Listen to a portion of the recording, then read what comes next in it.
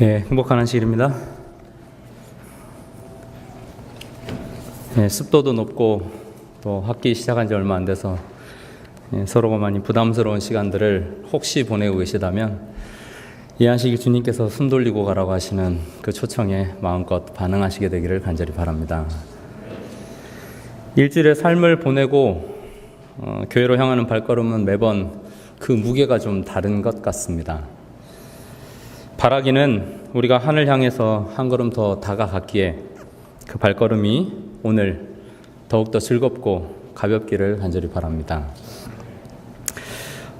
오늘 말씀의 제목이 그리스도께 이르기까지 자라남 이렇습니다. 이게 8월 내내 금요일과 안식일에 우리가 주제로 잡았던 것인데 저도 그 주제에 맞춰서 말씀을 좀 나누기로 원합니다. 이 제목은 사실 종로계단 제8장에 있는 바로 그 제목인데요. 여러분 이러한 제목들을 읽고 또 이런 챕터들을 읽으실 때 어떤 생각과 어떤 마음이 여러분 가운데 자리하고 계십니까? 어떤 그림이 여러분 속에 이렇게 막 그려지세요? 이미 이 챕터를 아주 익숙하게 잘 알고 계시는 분들도 계실 것이고 저는 요즘 이번 학기에 이제 구원론을 듣고 성서론을 듣고 또 다시 한번 학부에서 배웠던 것들을 좀 심화하는 느낌으로 새롭게 좀 시작을 하고 있습니다. 시간이 지나고 또 공부의 양이 쌓이는지는 모르겠습니다만 아무튼 시간이 좀 지나면서 내가 과연 잘하고 있을까? 여기서 시간을 보내면서 배우는 것이 정말 하나님께서 이곳으로 보내신 그 부르심에 적절히 잘 반응하고 있는 것일까? 그런 생각을 종종 또 그런 질문을 종종 제 스스로에게 하곤 합니다. 우리는 자라가는 것에 대해서 부담을 좀 가지고 삽니다. 자라는 것에 대해서. 특별히 이 신앙을 하면서 이 자란다는 것에 대한 부담 아닌 부담을 우리는 가지고 있습니다. 이 다른 말로 하면 성장이고 향상에 대한 그런 부담이 있는 것이죠. 요즘 뉴스를 보면 초등학교 이 저학년 아이들의 이 키 성장판이 최근 꽤 오래 전부터 이슈가 됐습니다만 이 성조숙증이라고 들어보셨죠? 빨리 크는 것입니다. 특별히 어떤 성적인 부분으로 인해서. 그래서 초등학교 저학년 아이들 이게 조사를 했더니 10명 중에 1명은 이미 성조숙증 판정을 받는 그런 추세에 있다는 것을 제가 보게 됐어요. 근데 문제는 뭐냐면 그 판정을 받으면 곧 성장판이 닫힌다는 것입니다. 그럼 뭐를 더 못해요? 키가 더 안 크는 것이죠. 어떻게 해서든지 부모보다는 큰 키를 가지고 이 험한 세상을 좀 경쟁력 있게 살기를 바라는 그런 부모들의 아주 안타까운 소식을 전해주는 뉴스가 아닐 수 없습니다. 개인의 사무, 이 사업이 어떤 성장, 또 어떤 성과를 거두었는지는 또 다른 이 부담을 우리에게 지워줍니다. 작년에는 어땠고, 전반기에는 어땠는데, 후반기에는 이렇게 가야 하는데, 지금 내 상태가 어떤지 우리는 늘 이렇게 살피게 돼 있죠. 학생들은 학업 실력의 성장 혹은 향상을 기대하고 노력합니다. 특히 여기 오니까 영어 실력이 좀 늘었으면 하는 생각을 지울 수가 없습니다. 그리고 나아가서 우리의 일상적인 삶뿐만 아니고 교회도 이 성장이라고 하는 제목하에 이 다양한 접근의 수많은 방법들을 시도하고 또 적용하고 또 더욱더 향상하고 성장하기 위한 몸부림을 치고 있는 것을 보게 됩니다. 저는 개인적으로 목사로서 제 설교가 좀 성장하면 좋겠다. 좀 제 설교가 자라야 한다라고 하는 그런 부담을 가지고 삽니다. 이 복음교육자 153쪽에 보면 이런 말씀이 있어요. 목사는 귀를 즐겁게 하고 마음을 기쁘게 하려는 사고방식을 버리고 굶주린 영혼들에게 생명의 양식을 나누어 주라.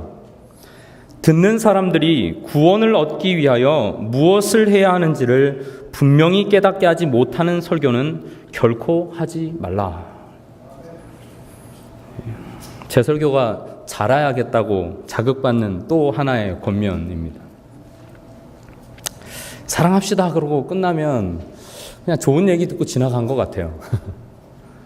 그런데 내가 무엇이 부족하고 하나님 앞에서 어떤 것이 더 성장되어야 하는지에 대한 일단 그런 것에 대한 갈증부터 시작하여서 우리에게 그런 것이 있는지 살피고 하나님께서 우리에게 무엇이라고 말씀하시는지를 배우고 순종하고 따라가는 그 모든 과정들이 비단 목사뿐만 아니라 모든 그리스도인들에게 주어진 어쩌면 제목을 좀 바꾸면 성장에 대한 또 다른 부담이 아닐까 생각해 봅니다.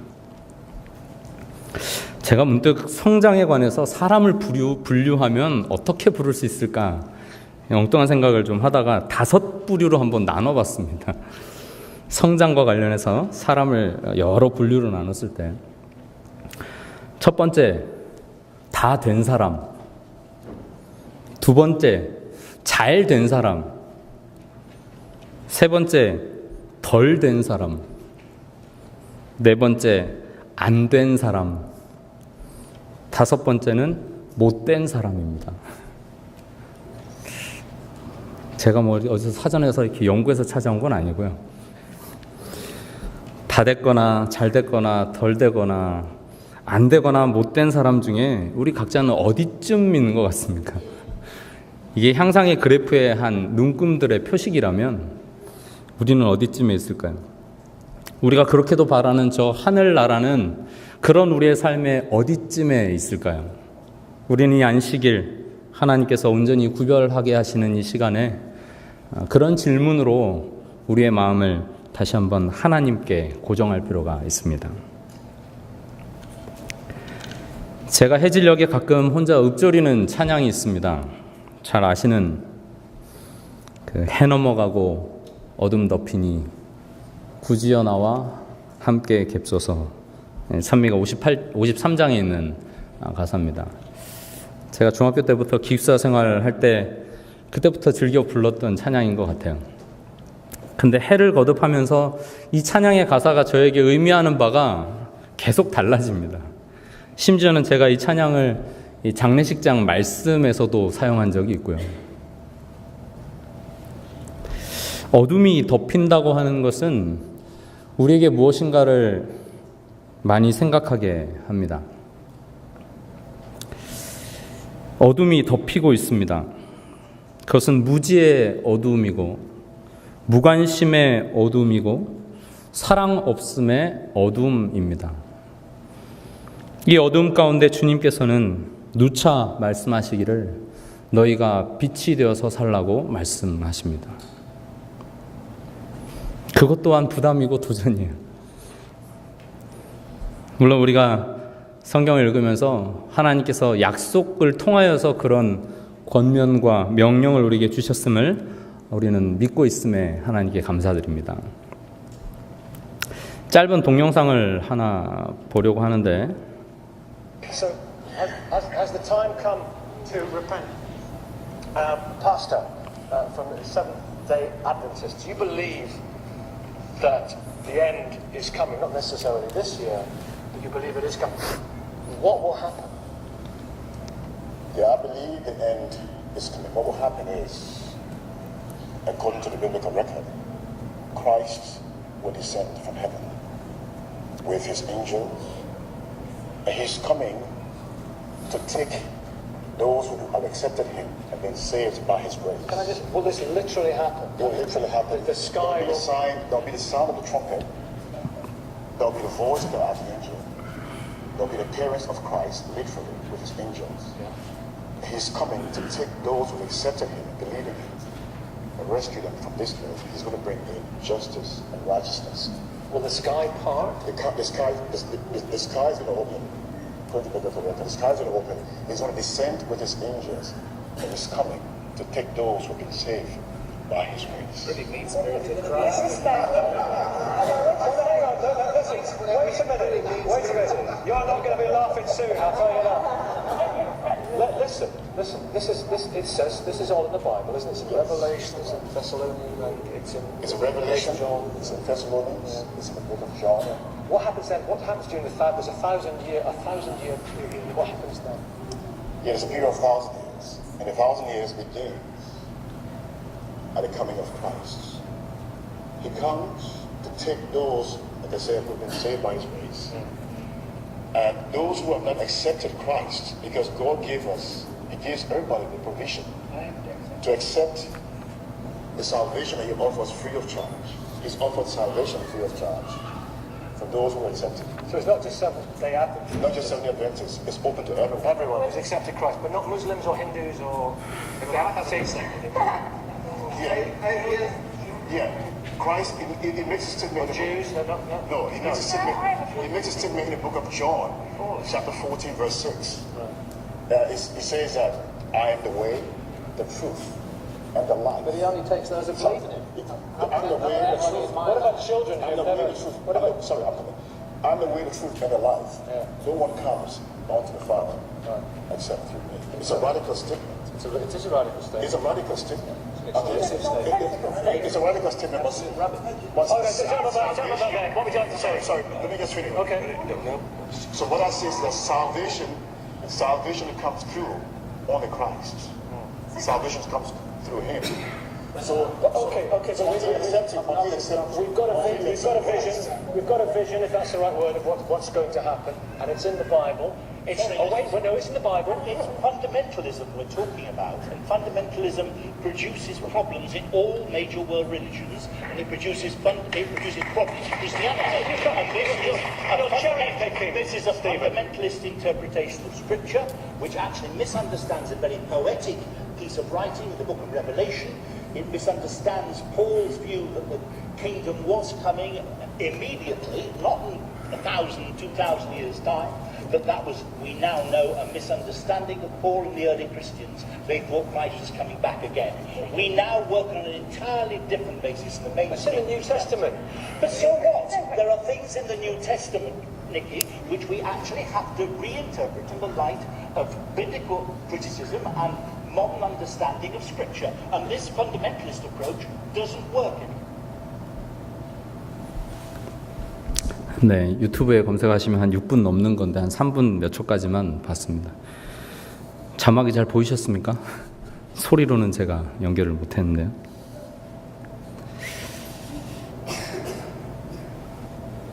요즘 사람들이 종교다원주의에 대해서 이 포스트 모더니즘 시대에 이야기합니다. 다른 종교에도 구원의 길이 있다. 그래서 최근에 한국을 방문했던 교황도 다른 종교를 개종시키려 하지 말고 그들을 존중하고 절대적인 진리는 없으므로 평화를 위해서 일하라. 그런 메시지를 전달하고 또 방안을 마치고 뭐 그랬던 뉴스들을 봅니다. 교회 안에서 우리가 하나님 앞에 내가 얼마나 자라났는지에 대해서 몸부림치고 무릎 꿇고 기도할 때에 또 다른 한편 사람들의 마음 가운데 그분의 제자들을 통하여서 하나님의 살아계심과 그분께 영광을 돌려야 한다는 그런 이슈들이 바르게 전달되고 있는지에 대한 그런 또 하나의 부담은 우리에게서 놓칠 수 없는 또 한 부분입니다. 내가 하나님을 바르게 믿고 있고 그분이 나의 유일한 구세주 되심을 우리가 믿음으로 이 자리에 나와 있지만 우리 속에서 하나님께서 요구하시는 그 자라남에 대한 이런 여러 가지 복음을 비웃는 그런 상황 속에서도 우리가 하나님을 신실히 믿고 그분을 증거하는 자리에 이르기 위하여 우리가 더 자라야 하겠다는 그런 암묵적인 자극과 또한 그런 여러 가지 자극들이 있는 것입니다. 사실 성경은 이미 이러한 모든 일들에 대해서 우리에게 미리 이야기해 둔 것을 우리는 알고 있습니다. 지식이 더해 갈 때마다 사람들은 그 지식을 가지고 하나님을 찾기보다 오히려 자신을 더 의지하려고 하는 방향으로 그 지식을 사용하는 정말 모태로부터 죄인으로 살아가는 그런 사람들의 모습을 우리는 보게 됩니다. 이 영상은 BBC에서 보신 것처럼 The Big Questions라고 하는 타이틀 하에 있었던 지금은 회개해야 할 때인가, 회개해야 할 때가 왔는가라는 질문 하에 있었던 한 장면이었어요. 여러분, 지금은 회개할 때입니까? 맞습니까? 복음을 웃음거리로 여기는 세상에서 사람의 이성이 하나님께서 주신 계시보다 더 높은 것으로 차지하고 그것이 사람의 삶을 결정하고 그것이 우리의 운명을 결정하는 것이라고 주장하는 사람들의 틈바구니 속에서 어쩌면 너무나도 작은 소수로 보이는, 화면에서 본 맨체스터에서 오신 한 우리 재림교회 목사님의 또 그런 모습처럼 우리 스스로를 바라보고 있지는 않은지, 우리는 안식일이 시작하는 시간에 우리의 성장에 대한 부담과 아울러서 우리 스스로의 신앙의 진솔한 면목을 다시 한번 하나님 앞에 고백하지 않을 수 없습니다. 종로의 계단 제8장 그리스도께 이르기까지 자라남, 우리가 수도 없이 읽었고 또 특별히 요한복음 15장에 나타나 있는 포도나무의 비유를 대표로 해서 그분 안에서 산다는 것, 그분 안에서 살아가고 구원받고 힘을 얻고 성장하는 것이 무엇이라는 것을 우리는 이미 잘 알고 있습니다. 몇 가지 읽으면서 제가 깊이 공감하게 되었던 내용들은, 사람들은 끊임없이 사단이 던져주는 오락이나 염려, 고민, 비통, 타인의 결점, 자신의 결점, 그리고 자신의 불완전함 등등등을 생각하면서 하나님과 우리 사이의 연합을 자기도 모르게 스스로 깨어버리는 그런 결과를 가져오도록 사단은 끊임없이 그의 전략을 사용하고 있다는 것입니다. 구원론 첫 시간에서도 교수님과 학생들 간의 이 대화에서 주님께서 내가 너희를 사랑한 것처럼 너희가 서로 사랑하라고 한 이 명령에 의하면 우리는 서로 사랑하고 있을지는 몰라도 누구처럼 사랑하고 있지는 않아요? 예수님이 하신 것처럼 사랑하고 있지 않는다는 의미에서 우리는 죄인이다 라는 그런 명제들도 듣게 됩니다. 제자들은 예수님의 말씀을 듣고 그들이 무엇이 필요한지, 그들이 하나님 앞에서 살아가는 한 존재로서 무엇이 필요한지를 깨닫기 시작했어요. 다른 표현을 하면 그들은 영적인 갈증을 느끼기 시작한 것입니다. 모든 신앙의 출발은 그 갈증에서부터 시작한다고 해도 과언이 아닙니다. 이 종로의 계단의 표현을 보면 종이 상전을 주목하는 것처럼 그들은 예수님을 따라다니며 그들의 의무를 배웠다, 그렇게 되어 있습니다. 이게 시편 123편 2절에 있는 구절을 엘렌 지 화이트가 거기서 인용한 그런 구절인데, 우리가 잘 아는 것처럼 상전의 손을 바라보는 종들의 눈같이, 여주인의 손을 바라보는 여종의 눈같이 우리의 눈이 여호와 우리 하나님을 바라보며 우리에게 은혜 베풀어 주시기를 기다리나이다. 그랬어요. 그리스도에게 이르기까지 자라난다는 것은 결론적으로 얘기하면 그것은 우리의 일이지만 우리의 일이 아닙니다. 그것은 누구의 일입니까? 하나님께서 우리를 위해서 해주시는 일입니다. 우리는 끊임없이 그분 안에서 그분에게 이르기까지 우리를 잃어버리고 그분께 온전히 내어드리는 일을 반복하게 됩니다. 자기 자신에 대해서만 생각하면 우리는 그분과의 연합이 깨어지지만, 자아를 잊은 채 온전히 그분만을 생각하게 된다면 우리는 늘 승리하고 연합하는 자리에 이를 것이라고 약속해 주셨습니다.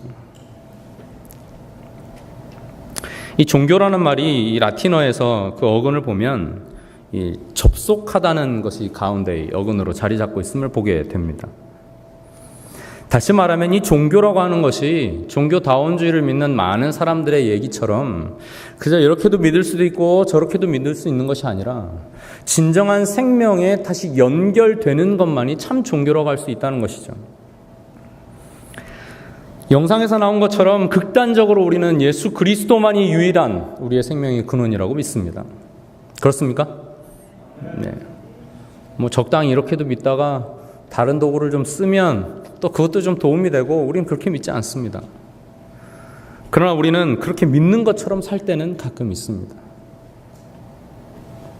이 안식일 주님께서 우리 마음 가운데 온전히 풍성하게 만들어주시기를 원하는 것을 제한하고 방해하는 것이 무엇인지, 여전히 끊어진 상태로 내버려져 있는 그런 우리의 모습은 혹시 없는지 되돌아보도록 우리를 이끌고 계심을 믿으시기를 간절히 바랍니다.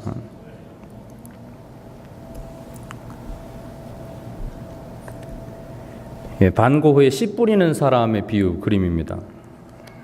참 고우답게 굉장히 색채가 아주 화려합니다.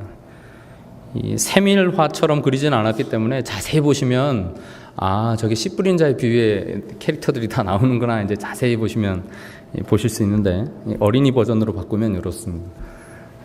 씨 뿌리는 자의 비유가 있는데 4가지 밭이 나옵니다. 성장과 관련해서 성경은 끊임없이 식물의 성장으로 이야기를 끌고 가고 있어요. 근데 처음에 2 밭은 보면 뭐 좀 자라는 것 같긴 했지만 이 그림에서 보여지는 것처럼 결국 자라난 어떤 모습은 거의 찾아볼 수 없는 상태였고, 가시떨기나 좋은 밭은 그래도 좀 자란 모습으로 묘사되고 있습니다. 오늘 이 시간엔 좀 짧게 그리스도께 이르기까지 자라나도록 주님께서 모든 것들을 제공하셨지만 아직 여전히 우리를 막고 있는 것들이 무엇인지 생각해 보면서 교훈을 찾고 또 하나님께 기도하기를 원합니다. 누가복음 8장 14절 15절에 보면 이 가시떨기 밭에 떨어진 씨앗에 대한 묘사가 나옵니다. 가시떨기에 떨어졌다는 것은 말씀을 들은 자이나 지내는 중 이생의 염려와 재물과 향락의 기운이 막혀 온전히 결실하지 못하는 자요. 이 열매 맺는 것이 구원의 궁극적인 어떤 그림이라면 우리는 다른 땅이 아니라 어떤 땅에? 이 좋은 땅에서 열매 맺는 그런 결실을 우리 삶에서 얻어야 합니다. 우리의 마음밭이 그렇게 되어야 합니다. 성경에 가시떨기와 관련해서 매우 의미심장한 구절이 하나 나오는데 히브리서에 그 말씀이 있어요. 히브리서 1장 4절로 8절에 보면 한 번 빛을 받고 하늘의 은사를 맛보고 성령에 참여한 바 되고 하나님의 선한 말씀과 내세의 능력을 맛보고도 타락한 자들은, 이렇게 기록합니다. 우리가 종종 자주 접했던 말씀일 것입니다. 빛을 받고 무엇도 맛보고요? 은사도 맛보고 성령에 참여한 바 되고, 우리가 바라는 것 아닙니까? 혹은 또 우리가 그렇게 신앙 안에서 살아가는 것 아닙니까? 하나님의 선한 말씀과 내세의 능력까지 맛보고도 뭐 할 수 있어요?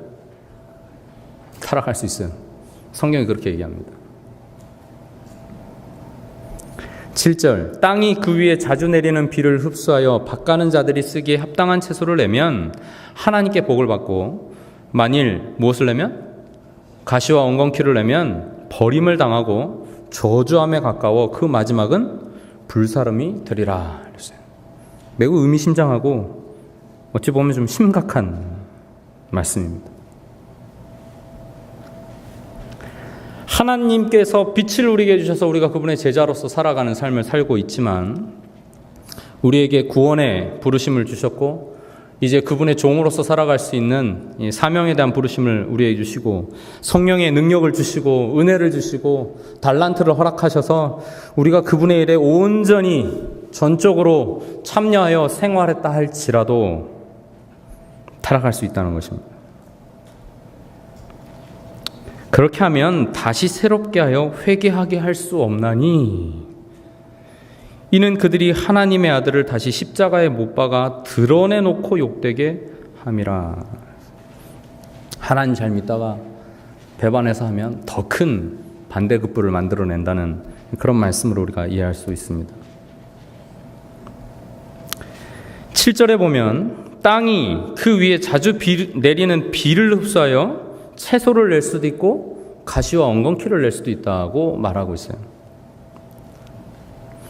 여기서 비는 하나님의 말씀을 우리에게 얘기해 줍니다. 씨 뿌리는 자의 비유에서도 거의 복음이라고 직접 예수님께서 말씀하셨죠.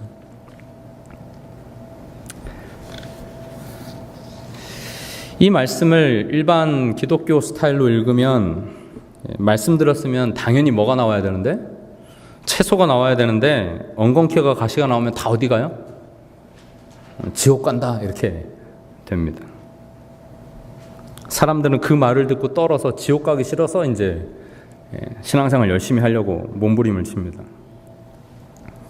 내 마음밭을 살펴보기는 보면 사실 채소가 나는 것보다 가시와 엉겅퀴가 나지 않는가 생각하게 돼요. 그래서 사람들은 외형적으로 헌금 열심히 내고 봉사 열심히 하고 뭐 그런, 물론 모든 동기가 그렇지는 않겠습니다만 그런 열심을 내고 살기도 하는 것입니다. 그러면 하나님께서 이 히브리서의 말씀을 어떤 의도로 우리에게 주셨는지 좀 생각해 보겠습니다.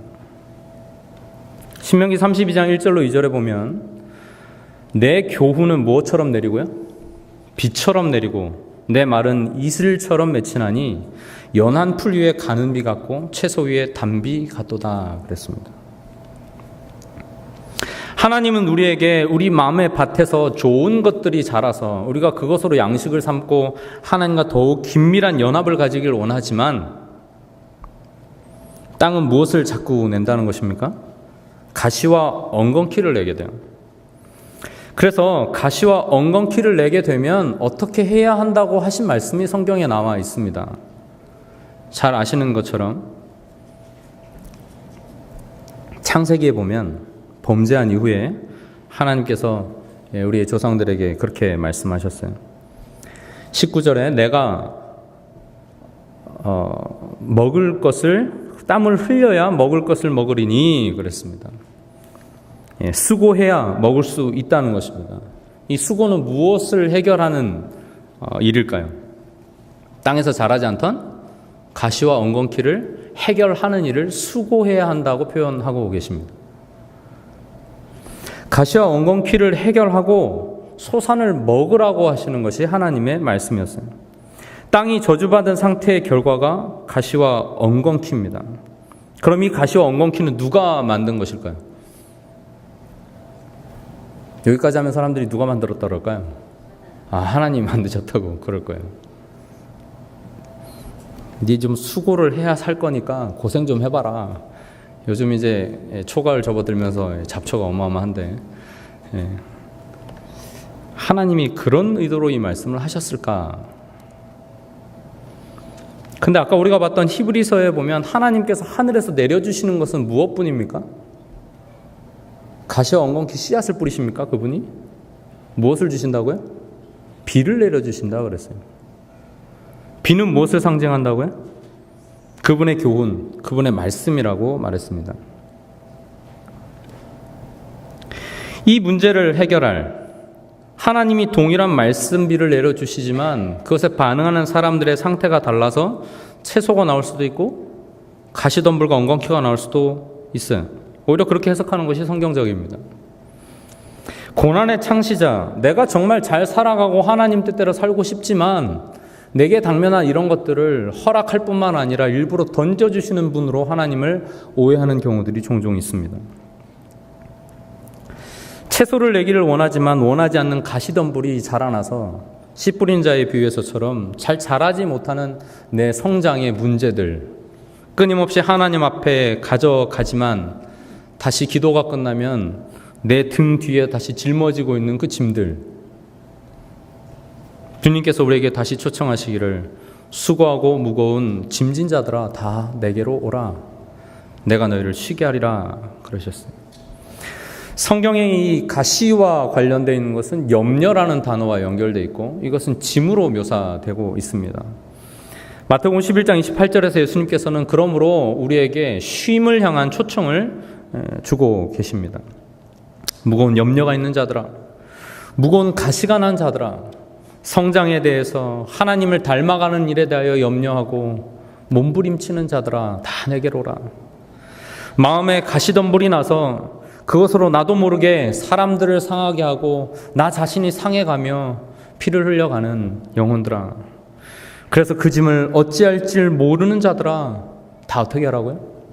내게로 오라 초청하고 계십니다. 하나님은 병 주고 약 주는 분이 아니세요. 땅이 저주를 받았다고 하는 표현이 무엇인지 우리는 좀 알 필요가 있습니다. 이것은 성경에서 끊임없이 나오는 언약과 관련된 표현들이에요. 염려를 하나님께 완전히 다 맡기고 그분을 의지하는 자들은 이번 캠프리 때도 우리가 다니엘을 공부했는데 누구도 물 수 없습니까? 우는 사자도 물 수 없습니다. 그런데 우리 마음에 가시덤불이 자라는 것은 왜 그런가? 언약을 배반하면 내 마음밭은 하나님께서 그 언약의 조건에 따라 그 소유권을 잡지 못하시고 사단이 이제 점령하게 됩니다. 그 상태가 가시덤불과 엉겅퀴가 자라는 것처럼 되어서 결국 그것이 계속 지속되고 포기되지 아니하면 성경 표현대로 저주받고 불사름이 될 상태가 되는 것이죠. 예레미야 4장 3절로 4절에 보면 이 불사름이란 표현이 무엇인지 우리로 하여금 좀 더 분명하게 이야기해 줍니다. 이 불사름하면 하나님께서 사람들이 굉장히 겁주고 싫어하시는가 보다라고 생각하는 사람들이 많이 있어요. 여호와께서 유다와 예루살렘 사람에게 이와 같이 이르노라. 너희 묵은 땅을 갈고 가시덤불에 파종하지 말라. 유다인과 예루살렘 주민들아, 너희는 스스로 할례를 행하여 너희 마음 가죽을 베고 나 여호와께 속하라. 그리하지 아니하면 너희 악행으로 말미암아 나의 분노가 불같이 일어나 사르리니 그것을 끌 자가 없으리라. 할례를 행하지 않은 마음은 누구에게 속하지 않은 마음이라고요? 하나님께 속하지 않은 마음이라고 얘기합니다. 그것을 밭으로 말하면 어떤 밭이에요? 가시덤불 밭으로 성경은 묘사하고 있는 것이죠.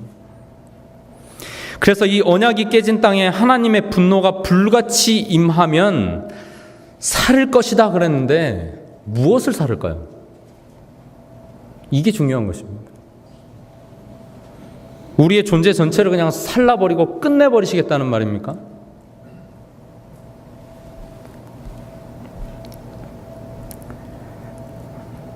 가끔 장례식장에서도 이런 구절이 인용되기도 합니다만 이사야 26장 20절로 21절에 보면 우리가 잘 아는 말씀이 있습니다. 내 백성아 갈지어다 내 밀실에 들어가서 내 문을 닫고 분노가 지나기까지 잠깐 뭐 할지어다? 숨을지어다. 보라 여호와께서 그의 처소에서 나오사 땅의 거민의 죄악을 벌하실 것이라. 땅이 그 위에 잦았던 피를 드러내고 그 살해당한 자를 다시는 덮지 아니하리라 그랬습니다.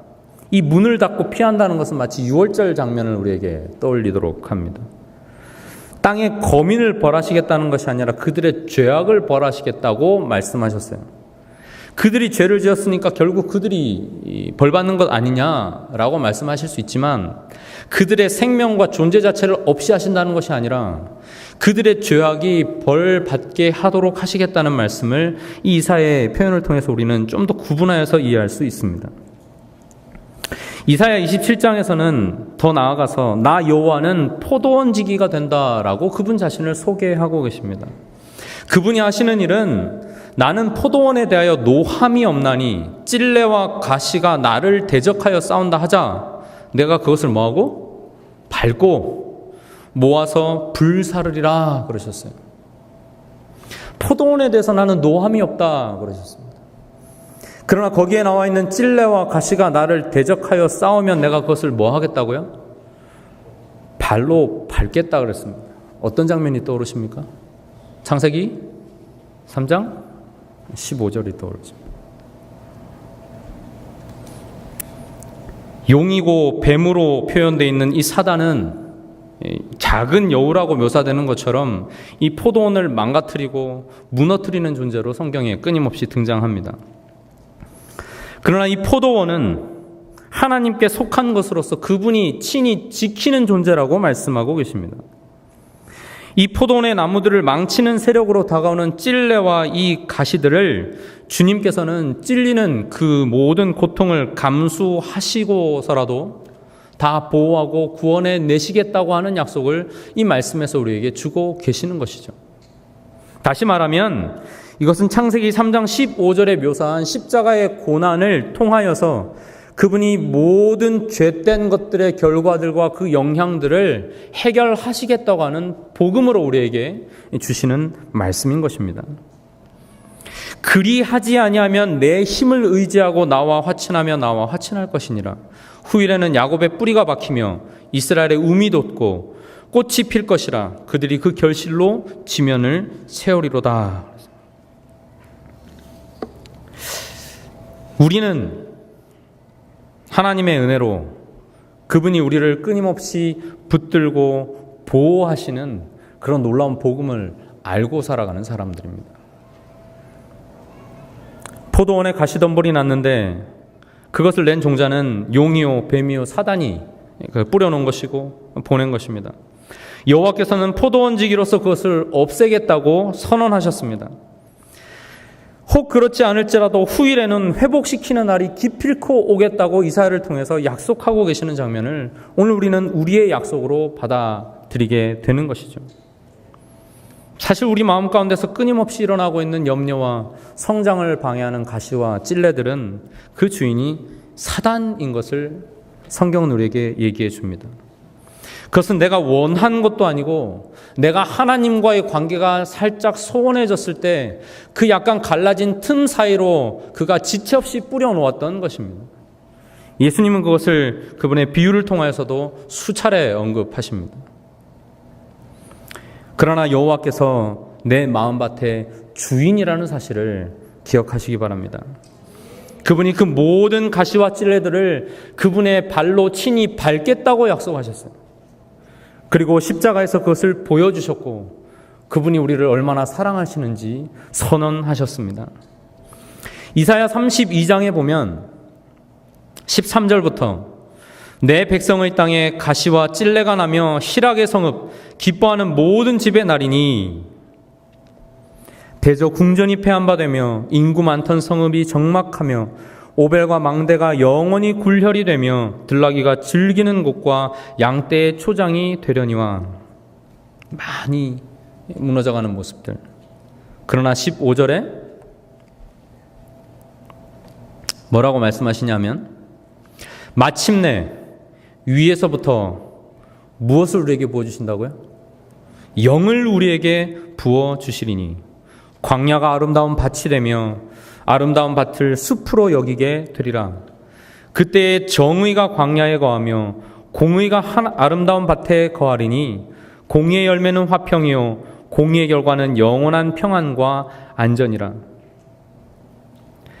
그 영이 부어진 성읍은 결코 망하지 않겠다는 약속을 여기서 우리에게 주고 계십니다.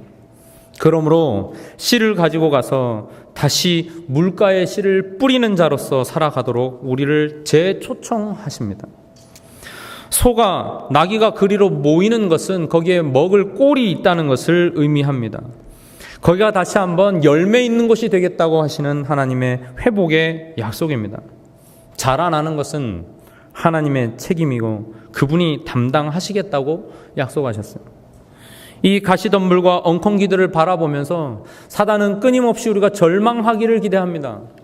잠시 잠깐이라도 하나님으로부터 우리가 시선을 놓치면 우리가 얼마나 절망의 나락으로 떨어지기가 쉬운 존재인지 그는 너무나 잘 알고 있기 때문입니다. 십자가의 가시관 위에 내린 둘째 사망에 말하자면 영원한 멸망의 그 불이 우리가 아니라 예수 그리스도 위에 임했습니다. 그 죄의 가시를 제거하기 위해서 주님께서 친히 담당하신 것이 십자가입니다. 그것을 담당하시고자 주께서는 자신의 목숨을 내어 놓으셨습니다. 성경 전체 역사를 통해서 그리고 오늘을 살아가는 우리의 삶의 역사를 되돌아보아도 언약이 깨어진 그 땅에 여전히 채소가 나게 애쓰시는 하나님의 은혜, 그 위에 비를 내리시고 햇살을 부으시고 사단의 모든 계략들을 가만히 두지 않으시고 제거하시며 다시 한번 꼴을 먹이는 땅으로 사람을 회복하시겠다고 약속하시는 주님의 그 놀라우신 사랑과 회복의 선언에 감사하시게 되기를 간절히 바랍니다. 그때가 언제냐 하면 다시 반복되지만 마침내 위에서부터 영을 우리에게 부어 주실 때라고 말씀하셨어요. 십자가의 은혜를 우리가 그분의 은혜로 경험하게 될 때 오순절 다락방에서 성도들이 그것을 경험한 것처럼 이제 그 사실이 나의 것으로 받아들이며 기도하는 모든 사람들의 그 기도의 무릎과 그 장소와 그 심령과 그 시간을 하나님께서 그들의 심령 가운데 십자가가 인정되었다고 선언하시면서 우리에게 다시 한번 끊임없이 퍼부어주시는 그분의 은혜의 능력으로 우리가 열매 맺고 살아갈 수 있도록 오늘도 우리를 돕고 계십니다.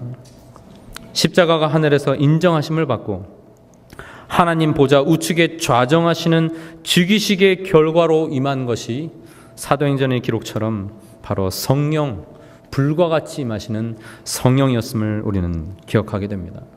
우리의 모든 죄를 먼저 불사르시고 그분의 것으로 다시 삼으셔서 온전히 연합시키심으로 말미암아 잘할 수 있음을 그분이 아시기 때문에 열망하셔서 함께 하십니다.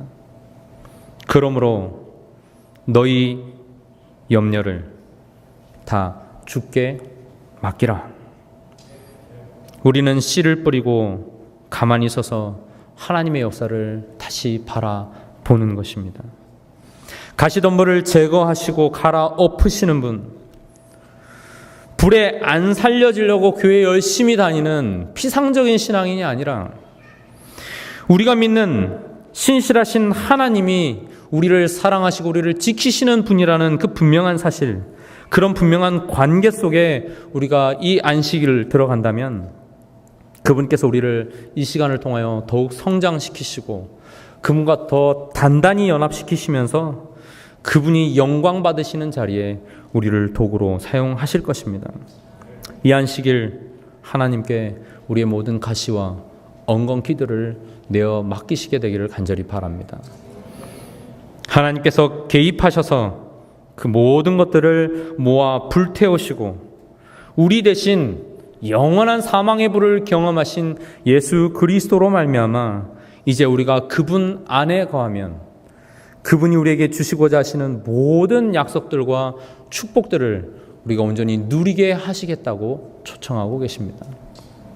이 귀한 안식일 주님을 다시 한번 우리 마음 가운데 모시게 되기를 간절히 바랍니다.